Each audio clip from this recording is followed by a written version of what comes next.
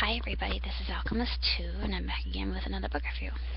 Recently I just finished reading Jennifer Chiaverini's Wedding Quilt, and it's actually a series, a very long series, and the Elm Creek Quilts series. And this is the only one I've read, but actually it's quite good, and it spans over a long period of time, and it involves a quilting club, and of course a wedding, a few weddings, and it's basically all about family and friendship, and how even despite some trials and tribulation, friendship still endures as well as love. And one of the members actually finds that she has history with one of the quilting designs that was I think her grandmother's, I do believe. Either that or her mother. It was somebody that was very foundational in the formation of the Elm Creek Quilting Club.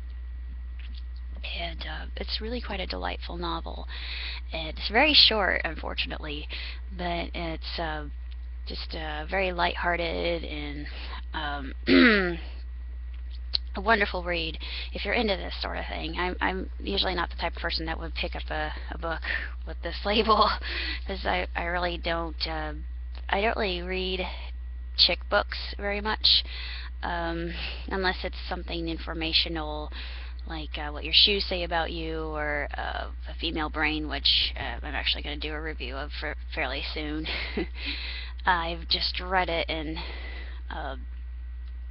this book is just a really wonderful one. It's exceptionally written. It's very touching, and yeah, I'm doing a review fairly soon.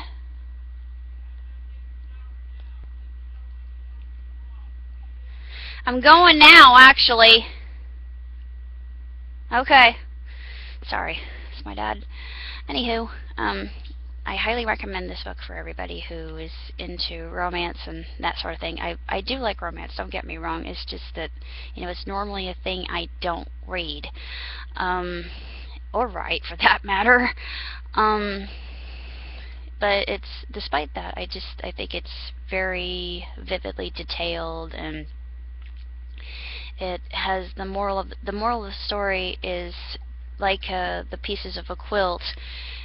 Basically, they come in and wend their way back to the quilting club and reconnect, and that's where the reunion is involved. And of course, the happiness with the family is it's a big portion of the book itself, and how important family is, as well as friendship and love.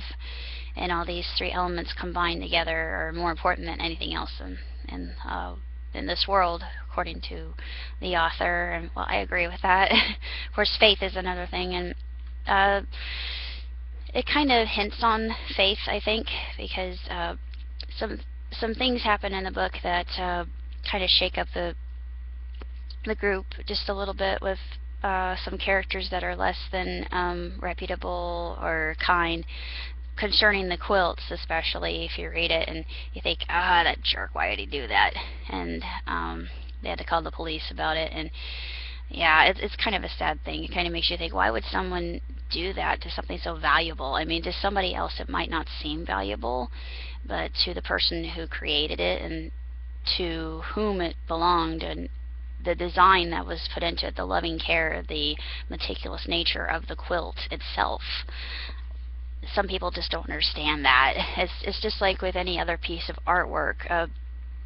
With me, I understand this perfectly because I draw, and to somebody who's not an artist or photographer or understanding, they might look at it and think, oh, that's really pretty, and a person like me sees the shapes and colors and different elements of light and texture and mood, and yeah, that's why I can analyze film the way I do, and really appreciate the work that goes into it, because it's art. And this is a similar thing. it takes work. It's not something that you just sit down. You have to take quite a long period of time just to. And my grandmother, whom I never knew, she actually did needlepoint and she did quilting as well. And I can't possibly imagine, because I'm not patient. Well, I'm getting more patient as I age, but patience is not one of my virtues.